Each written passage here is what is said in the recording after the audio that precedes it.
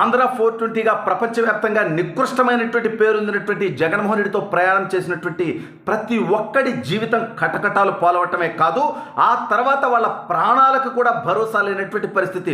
ఇప్పుడు జగన్మోహన్ రెడ్డికి అత్యంత సన్నిహితుడిగా పేరొందినటువంటి ఒక వ్యక్తి తన ప్రాణాలు ఏ క్షణమైనా పోతాయనేటువంటి ఆందోళనలో ఉన్నాడు. ఇంతకీ ఎవరా వ్యక్తి, ఎందుకు ప్రాణభయంతో ఉన్నాడు అనేది ఈ వీడియోలో వివరించబోయే ముందుగా ఇప్పటి వరకు మన ఛానల్ సబ్స్క్రైబ్ చేయని వాళ్ళు ఖచ్చితంగా సబ్స్క్రైబ్ చేయండి. ఇక విషయానికి వస్తే జగన్మోహన్ రెడ్డి అనేటువంటి 420 అధికారం అంటే తనకు అధికారం రాకముందే తన తండ్రి రాజశేఖర రెడ్డి ముఖ్యమంత్రిగా ఉన్నప్పుడు, జగన్మోహన్ రెడ్డి ఏ హోదాలో లేనప్పుడు 2004 నుంచి 2009 వరకు తాను చేసినటువంటి తప్పుడు పనులకి ఎంతమంది జీవితాలు బుగ్గిపాలయ్యాయో, బలయ్యాయో, జైలు పాలయ్యారో, జగన్మోహన్ రెడ్డి ఎన్ని హత్యల వెనక ఉన్నాడనేది కూడా రాష్ట్ర ప్రజలందరికీ తెలుసు. వీళ్ళందరికంటే ఎక్కువ జగన్మోహన్ రెడ్డితో ప్రయాణం చేసినటువంటి వైసీపీ నాయకులకి జగన్మోహన్ రెడ్డి గురించి బాగా తెలిసి ఉండాలి. ఇటువంటి 420తో ప్రయాణం చేస్తే ఏ రోజుకైనా మన ప్రాణాల మీదకు వస్తుందే, మన జీవితాల మీదకు వస్తుందే, మనం జైలుకి వెళ్లాల్సి వస్తుందే, మనం కోర్టు బోనులో నిలబడాల్సి వస్తుందే అని ఆ రోజే ఆలోచించుకొని ఉండాలి. అందుకనే జగన్మోహన్ రెడ్డితో ప్రయాణం చేసి ఎవడన్నా జైలు పాలైతే, ఎవడన్నా కోర్టుకు తిరగాల్సి వస్తే వాడి మీద సానుభూతి రావట్లా. ఎందుకంటే మీకు ముందే తెలుసు కదా ఈ 420తో ప్రయాణం ఎలా ఉంటుందో అని. ఇప్పుడు అటువంటి పరిస్థితినే జగన్మోహన్ రెడ్డికి అత్యంత సన్నిహితుడిగా, స్నేహితుడిగా పేరొందినటువంటి ఒక ప్రముఖ వ్యక్తి అనుభవిస్తున్నాడు.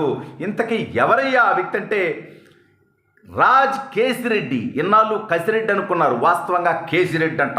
సరే కేసిరెడ్డి అయినా కసిరెడ్డి అయినా ఎవరైనా సరే అతని పేరు రాజశేఖర్ రెడ్డి. ఎవరయ్యా అంటే మిథున్ రెడ్డికి అత్యంత సన్నిహితుడు, జగన్మోహన్ రెడ్డికి కూడా స్నేహితుడు. వైసీపీ ప్రభుత్వంలో ఒక సలహాదారుగా ఉన్నాడు. కానీ అతని పేరు ఆ సలహాదారుడిగా ఎప్పుడు ఒక మంచి సలహా ఇచ్చినట్టుగా ఎప్పుడు బయటికి రాలా. వచ్చిందల్లా ఈ రాష్ట్ర ప్రజల సంపదని, వేల కోట్ల రూపాయలు వీళ్ళ ప్రాణాలని పణంగా పెట్టి, అంటే చీపు లిక్కర్ తయారు చేసి, నాసిరకం లిక్కర్ తయారు చేసి, విషపూరితమైనటువంటి హానికరమైనటువంటి మద్యాన్ని తయారు చేసి ప్రజల ప్రాణాలు తీసి దాని మీద సొమ్ము చేసుకున్నటువంటి ఏపీ లిక్కర్ స్కామ్లో ఈ వ్యక్తి పేరు బయటకు వచ్చింది. ఇప్పుడు ఇతను అరెస్ట్ అయ్యి జైల్లో ఉన్నాడు. సిట్ కస్టడీకి తీసుకుంది. ఈ కేసు విచారణ చాలా సీరియస్గా, లోతుగా జరుగుతోంది. ఇందులో భాగంగా రాజ్ కసిరెడ్డి చెప్పినటువంటి మాటలు రాష్ట్ర ప్రజలందరూ తెలుసుకోవాల్సినటువంటి అవసరం ఉంది. ఆ వ్యక్తి పేరు చెప్పేటువంటి ధైర్యం నాకు లేదు. ఆ పేరు చెబితే నా ప్రాణాలకే ప్రమాదం అని చెప్పి ఆ పేరే చెప్పడానికి వణికిపోతున్నాడు. ఇంకెవడుంటాడయ్యా? జగన్మోహన్ రెడ్డి కదా దాని వెనుకున్నటువంటి అంతిమమైనటువంటి లబ్ధిదారు. జగన్మోహన్ రెడ్డి కదా దాన్ని బంగారం రూపంలో మార్చుకుంది, బెంగళూరులో రియల్ ఎస్టేట్ రూపంలో మార్చుకుంది, ఆ డబ్బును దుబాయ్కి పంపించుకుంది, అక్కడి నుంచి యూకేలో ఉన్నటువంటి కేమన్ ఐలాండ్స్కి పంపించుకుంది జగన్మోహన్ రెడ్డే కదా. ఆ పేరు చెప్పాలంటే ఇన్నాళ్ళు ఆ జగన్మోహన్ రెడ్డికి సన్నిహితంగా ఉన్నటువంటి రాజ్ కేసిరెడ్డి భయంతో వణికిపోతున్నాడు. ఎందుకంటే జగన్మోహన్ రెడ్డి చరిత్ర తెలుసు.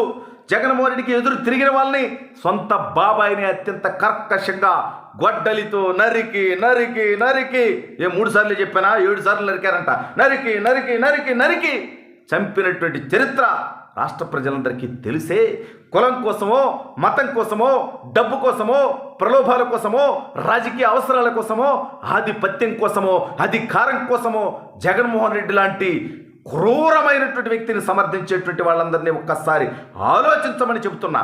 జగన్తో ప్రయాణం చేసినటువంటి వాళ్ళ బతుకులన్నీ ఎక్కడున్నాయి ఇవాళ? విజయసాయిరెడ్డి బతుకేంటి? ప్రాణాలు అరచేతులు పెట్టుకొని బతుకుతున్నాడు, ఎప్పుడు లేపేస్తారా అని. సజ్జల రామకృష్ణారెడ్డి కొడుకు సజ్జల రామకృష్ణారెడ్డి ఏ రోజు జైలుకు పోతామనుకుంటున్నారు? వల్లభనేని వంశీ జైలు నుంచి బయటకు ఎప్పుడు వస్తారా అనుకుంటున్నాడు. కొడాలి నాని ఎప్పుడు లోపలికి పోతాడా అని ప్రజలందరూ ఎదురు చూస్తూ ఉన్నారు. పిన్నెల్లి రామకృష్ణారెడ్డి లోపలికి పోయి బెయిల్ మీద బయటకు వచ్చున్నాడు. అనేక మంది ఆల్రెడీ జైళ్ళల్లో ఉన్నారు. అనేక మంది జైళ్ళకు పోబోయేటువంటి క్యూలో ఉన్నటువంటి విషయం మనందరికీ తెలుసు. ఒక నాయకుడితో పనిచేసినందుకు ఇంతమంది బతుకులు ఛిద్రమవుతున్నాయంటే మీకు అర్థం కావట్లేదా? ఇతను ఎంతటి తప్పుడు పనులు చేశాడో, ఎంతటి అరాచకాలు చేశాడో, ఎంతటి అవినీతి చేశాడో, ఎంతటి దుర్మార్గాలు చేశాడో నా రాష్ట్ర ప్రజలు ఆలోచించాల్సినటువంటి అవసరం లేదా అని నేను అడుగుతున్నా. ఇంకా దౌర్భాగ్యుడికి మొన్నటి ఎన్నికల్లో 39% ఓట్లు వచ్చాయి. నేను ప్రజలకు ఒకటే చెప్తున్నా, మీకు మీ ఊర్లో మీకున్నటువంటి స్థానికంగా గొడవలు ఉండొచ్చు. ఒక వర్గం ఒక చోటు ఉంటే ఇంకో వర్గం ఇంకో చోటు ఉండొచ్చు. లేదంటే కులం కోసం కొన్ని అవ్వచ్చు, మతం కోసం కొన్ని అవ్వచ్చు, ప్రాంతం కోసం కొన్ని అవ్వచ్చు, మీ ఆధిపత్యం కోసం కొన్ని అవ్వచ్చు. కానీ నేనేమంటానంటే జగన్మోహన్ రెడ్డి లాంటి 420తో మీరు ప్రయాణం చేయొద్దు. మీరు వేరే వర్గంలో ఉండాలనుకుంటే వేరే పార్టీలోకి పండి. కమ్యూనిస్టులో పోతారా, కాంగ్రెస్లోకి పోతారా, బీజేపీలోకి పోతారా, జనసేనకు పోతారా, సొంత పార్టీలో పెట్టుకుంటారా, ఇండిపెండెంట్లుగానే ఉంటారా, ఏమన్నా చేయండి. కానీ చివరాఖరికి ప్రజాశాంతి పార్టీలో కేఏ పాల్తో అన్నా నడవండి. ఎందుకంటే అతను జగన్మోహన్ రెడ్డి తట్టు క్రూరుడైతే కాదు అని నేను ఘనంగా చెప్పగలను. అందుకనే నేను అంటున్నా, ఈ రాష్ట్ర భవిష్యత్తు కోసం ఈ రాష్ట్రంలో వైఎస్ఆర్ కాంగ్రెస్ పార్టీ అనేది ఉండకూడదు. ఆ దిశగా రాష్ట్ర ప్రజలు 2029 ఎన్నికల్లో తీర్పు ఇవ్వాలి.